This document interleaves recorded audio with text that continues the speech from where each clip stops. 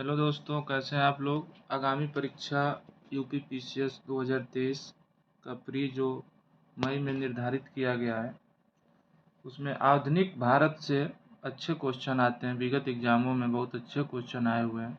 उसी को ध्यान में रखते हुए ये वन लाइनर पॉइंटर हैं, बहुत जल्दी जल्दी ये ख़त्म हो जाएंगे। तो आप लोग जो है 5 से 7 मिनट में लगभग 100 क्वेश्चन के करीब आप लोग देख लेंगे। तो समय न बर्बाद करते हुए इसको पढ़ा जाए। मुगल सम्राट द्वारा नियुक्त बंगाल का अंतिम गवर्नर था मुर्शीद कुली खान। वह युद्ध जिसने भारत में ब्रिटिश प्रभुत्व को प्रारंभ किया। तो ये प्लासी का युद्ध है जो 1757 में हुआ। सिराजुद्दौला और लॉर्ड क्लाइव के बीच ये युद्ध लड़ा गया था, जिसमें लॉर्ड क्लाइव की जीत हुई और सिराजुद्दौला हार गया। अगला क्वेश्चन है, सिराजुद्दौला लॉर्ड क्लाइव द्वारा परास्त हुआ।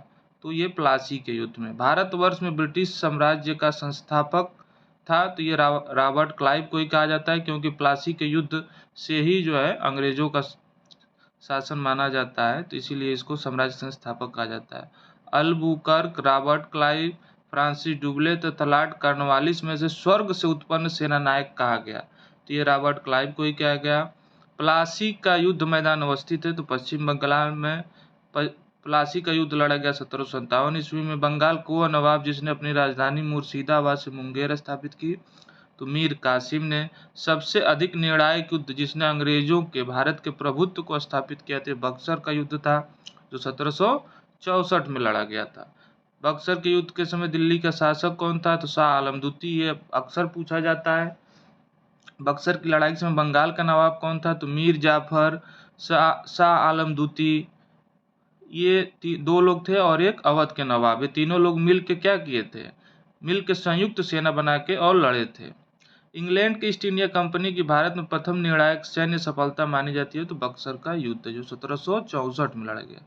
ईस्ट इंडिया कंपनी को दीवानी प्रदान की गई थी शाह आलम द्वितीय द्वारा। जब बक्सर की लड़ाई हुई, बक्सर में लोग हार गए, तो जो मुगल शासक थे उस समय के शाह आलम द्वितीय, वो इलाहाबाद की संधि होती है, और इलाहाबाद संधि के बाद वो क्या करते हैं, दीवानी अंग्रेजों को दे देते हैं। 1765 ईस्वी ईस्ट इंडिया कंपनी को बंगाल की दीवानी प्रदान की मुगल सम्राट ने। वह गवर्नर जिसके कार्यकाल में ईस्ट इंडिया कंपनी को शाह आलम द्वारा बंगाल, बिहार, उड़ीसा की दीवानी दी गई थी, तो लॉर्ड क्लाइव द्वारा। शाह आलम द्वितीय ने ईस्ट इंडिया कंपनी को बंगाल, बिहार तथा उड़ीसा की दीवानी कब दी, तो ये 12 अगस्त 1765 में इलाहाबाद की संधि के द्वारा। इलाहाबाद की संधि के बाद रॉबर्ट क्लाइव को मुर्शिदाबाद का उप दीवान नियुक्त किया गया।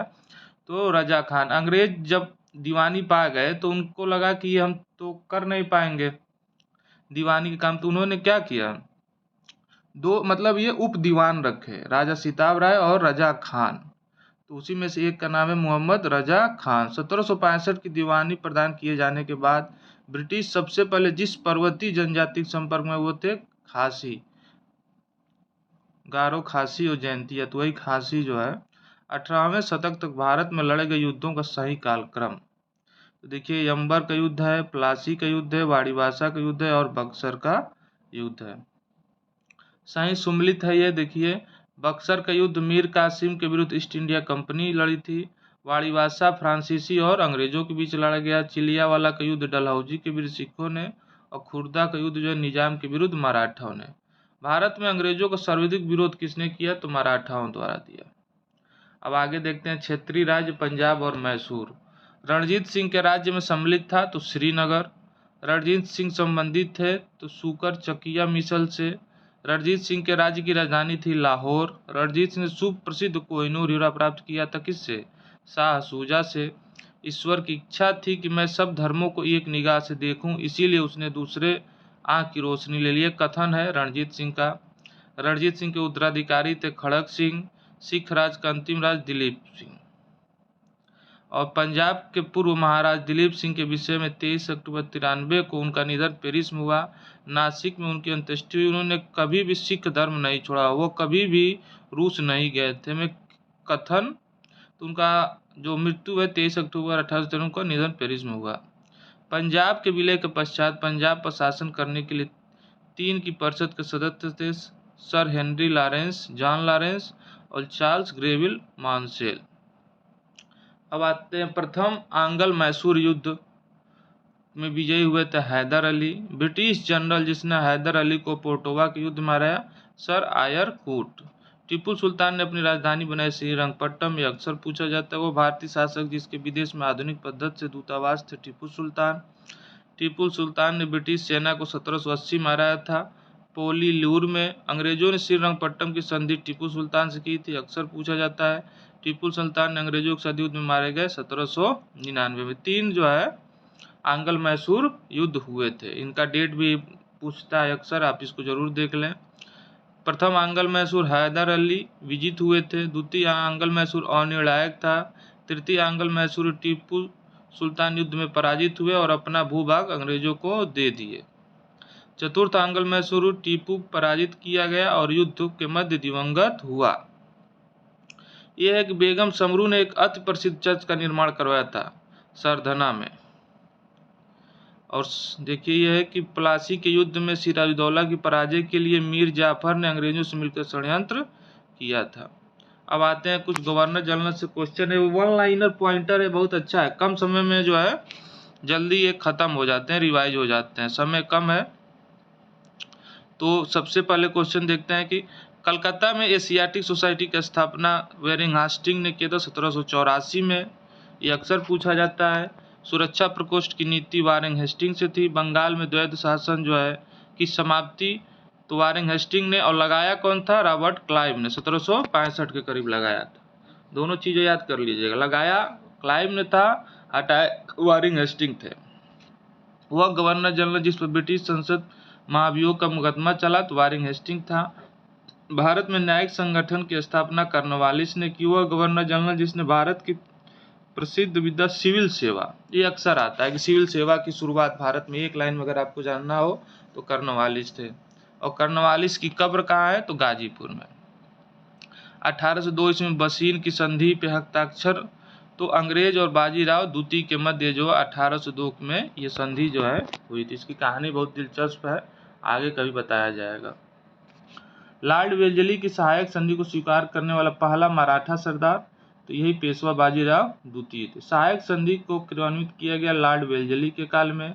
सहायक संधि व्यवस्था को स्वीकार करने वाले प्रथम भारतीय शासक हैदराबाद के निजाम। हैदराबाद, मैसूर, अवध, सिंधिया में लॉर्ड वेल्जली के साथ सहायक संधि स्वीकार करने वाला सही क्रम है हैदराबाद, मैसूर, अवध और सिंधिया। सहायक संधि को स्वीकार करने वाला पहला शासक अवध का नवाब। हैदराबाद के निजाम, इंदौर के होलकर राज, जोधपुर के राजपूत राज और मैसूर के शासकों में सहायक संधि स्वीकार नहीं की तो इंदौर के होलकर राज्यों ने।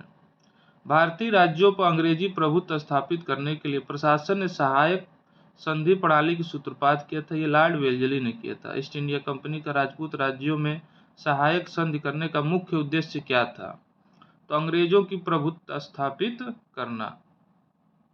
उस समय जब नेपोलियन की शक्ति के सामने यूरोप में साम्राज्य धराशायी हो रहे थे, तत्कालीन समय में वो ब्रिटिश गवर्नर जनरल जिसने भारत में ब्रिटिश पताका फहराए रखी तो वो लॉर्ड वेल्जली था।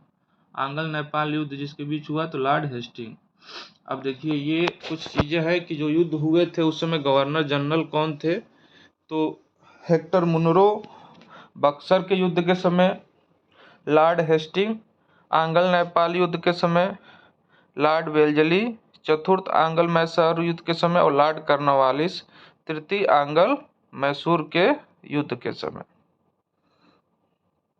तृतीय आंग्ल मराठा युद्ध तो ये लॉर्ड हेस्टिंग के समय से।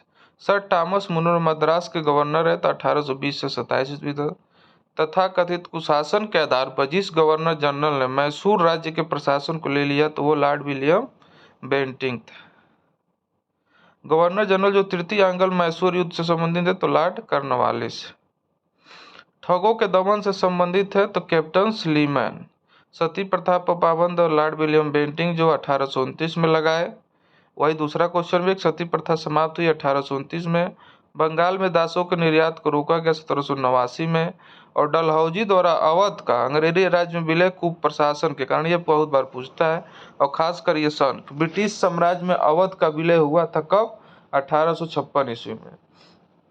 अब इसको सही सम्मिलित करिए।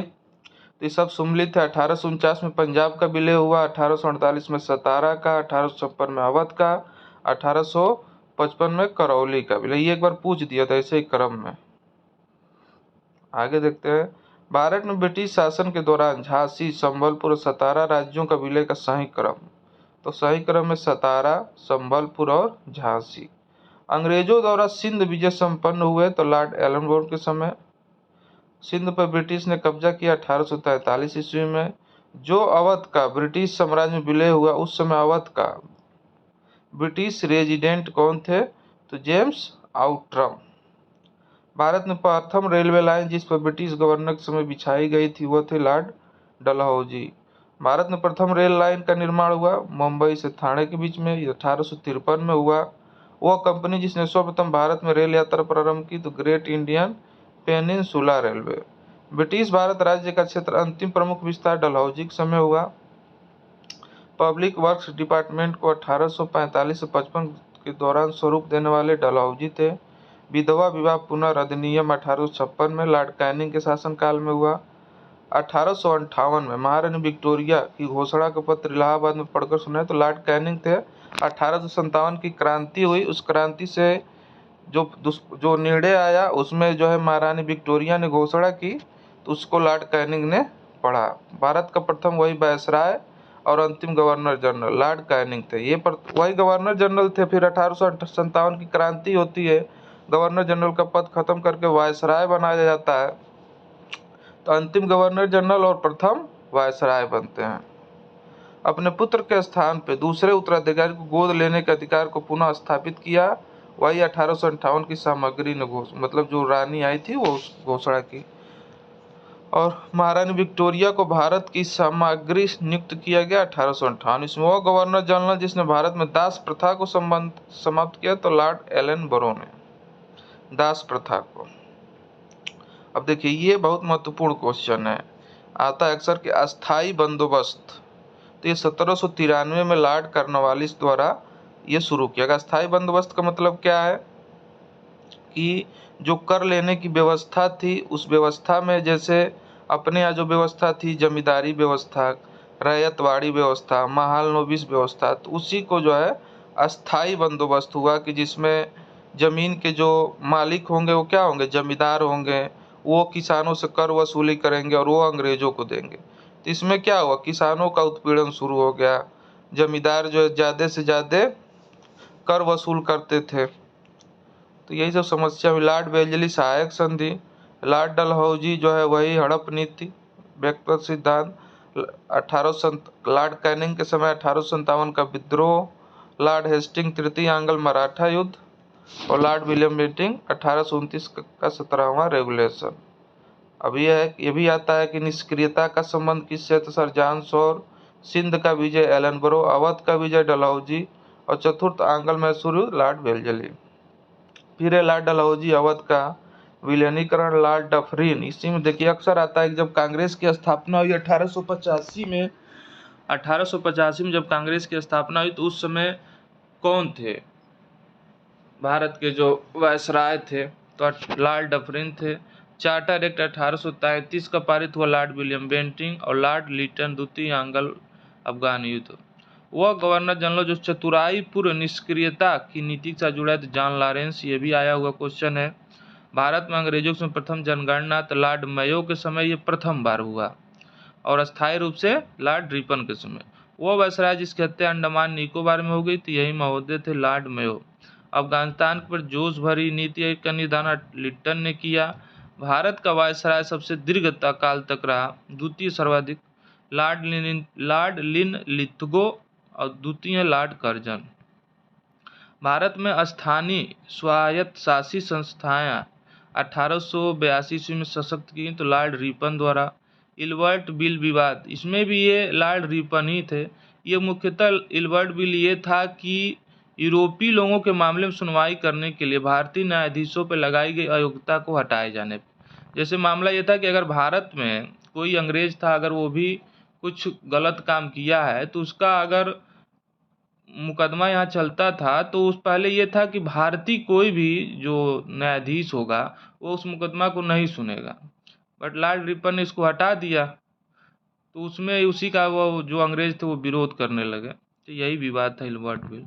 महिलाओं और बच्चों की कार्य अवधि के घंटों को सीमित करने, स्थानीय शासन को आवश्यक नियम बनाने के प्राधिकृत करने के लिए प्रथम फैक्ट्री अधिनियम का अधिग्रहण किया गया लॉर्ड रिपन के कार्यकाल में।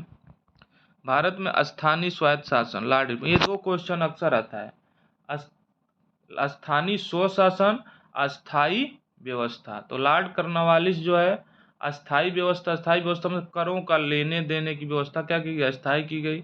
स्थानीय स्वशासन मतलब ये नगर निगम, इन सारी चीज़ों की जो व्यवस्थाएं की गई वो लॉर्ड रिपन द्वारा की गई। अभी फिर मिलान है बंगाल में दोहरा शासन। अभी पहला ही क्वेश्चन था रॉबर्ट क्लाइव। अंग्रेजी शिक्षा Lord William Bentinck. Charles Metcalfe press पे प्रतिबंध, जब प्रेस पे प्रतिबंध लगा था, ये भी अक्सर आता है कि प्रेस पे जो प्रतिबंध था किसने हटाया, तो चार्ल्स मेटकाफ। सती प्रथा का निरेश फिर लॉर्ड विलियम बेंटिंग। स्वायत्त शासन लॉर्ड रिपन और बंगाल का विभाजन 1905। तो ये कुछ अति महत्वपूर्ण क्वेश्चन थे। ये पार्ट 1 है, आगे भी इसके आएगा इसके बाद वाले, तो आप लोग इसको देखिए और चैनल को प्लीज़ लाइक और सब्सक्राइब जरूर करें। धन्यवाद।